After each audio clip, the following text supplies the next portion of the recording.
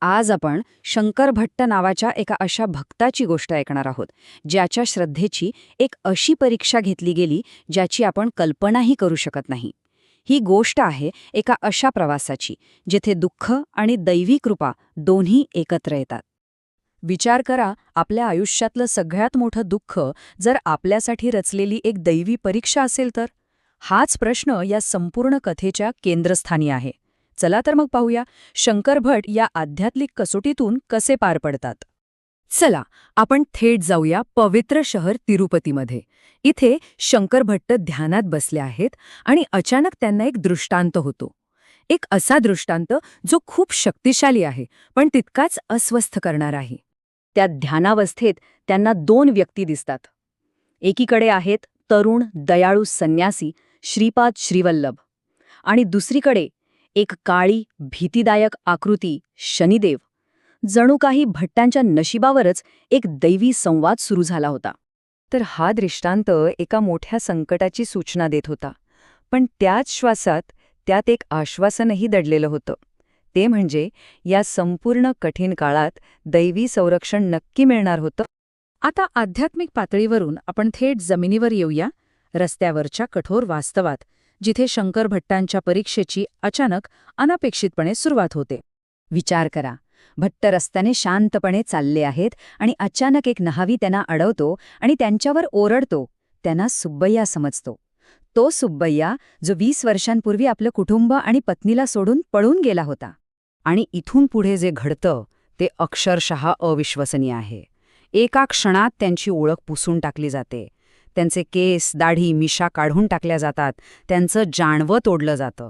आणि जेव्हा ते आपली खरी ओळख सांगतात तेव्हा तर त्यांच्यावर ब्राह्मण भूताने पछाडल्याचा शिक्का मारला जातो आणि त्यांना एका भयंकर मांत्रिकाच्या ताब्यात दिलं जातं. पण या सगळ्या छळात, या अपमानात, जिथे सगळं संपल्यासारखं वाटतं तिथेच कथेला एक वेगळं वळण मिळतं. भट्टांची आंतरिक श्रद्धा आणि त्या दुःखाच्या काळात घडलेल्या काही अत्यंत विचित्र घटना आता समोर येतात. बाहेरून कितीही वेदना होत असल्या तरी आतमध्ये एक गोष्ट अखंड सुरू होती. ती म्हणजे भट्टांचं श्रीपाद श्रीवल्लभांचं नामस्मरण. त्यांची ती मूक प्रार्थना कधीच थांबली नाही. आणि मग बघा, चमत्कारांची जणू एक साखळीच सुरू होते.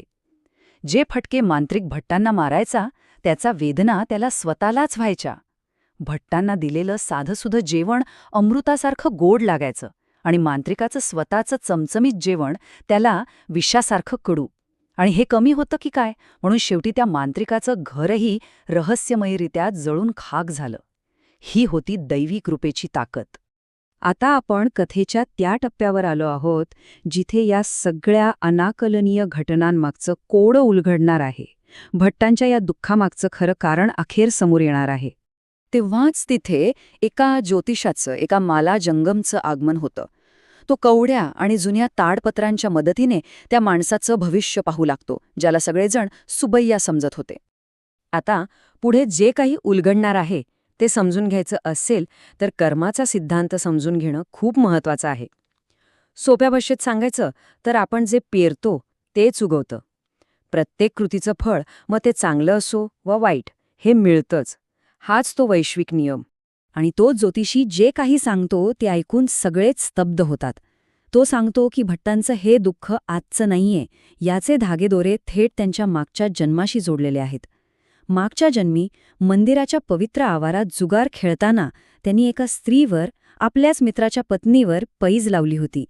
त्याच पापाची शिक्षा ते आज भोगत होते. तो ज्योतिषी मोठ्याने घोषित करतो, हा माणूस सुब्बय्या नाहीच, हे आहेत शंकर भट्ट. आणि इतकंच नाही तर त्यांच्या जन्मामागे एक महान उद्देश आहे, तो म्हणजे श्रीपाद श्रीवल्लभांचं चरित्र लिहिणं. आता हळूहळू या कथेचा शेवट जवळ येतोय. भट्टांच्या दुःखाचा काळ संपणार आहे आणि त्यांची भेट एका अशा भक्ताशी होणार आहे जो त्यांना ह्या सगळ्या घटनांमागील एक अधिक गहन सत्य सांगणार आहे. आणि यातला सगळ्यात मोठा चमत्कार तर ऐका, जी 7.5, जे कर्मऋण फेडायला 7.5 वर्ष लागणार होती, ते श्रीपाद श्रीवल्लभांच्या कृपेमुळे फक्त आणि फक्त 7.5 दिवसात पूर्ण झालं.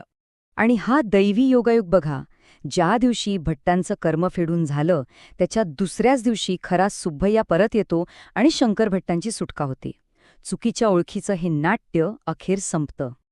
आता कथेच्या या शेवटच्या भागात शंकर भट्टांचा प्रवास त्यांना तिरुमलदास नावाच्या एका साध्या धोब्याकडे घेऊन जातो. तिरुमलदास हे श्रीपाद श्रीवल्लभांचे निस्सीम भक्त असतात आणि तेच या कथेमागचं अंतिम रहस्य उलगडतात. आणि तिरुमलदास जे सांगतात त्याने या कथेला एक संपूर्ण दैवी परिमाण मिळतं. ते सांगतात की श्रीपाद श्रीवल्लभ हे कोणी सामान्य संत नाहीत. ते साक्षात आईनविल्लीच्या गणपतीचा अवतार आहेत, ज्यांनी स्वतःच हा अवतार घेण्याचं वचन दिलं होतं.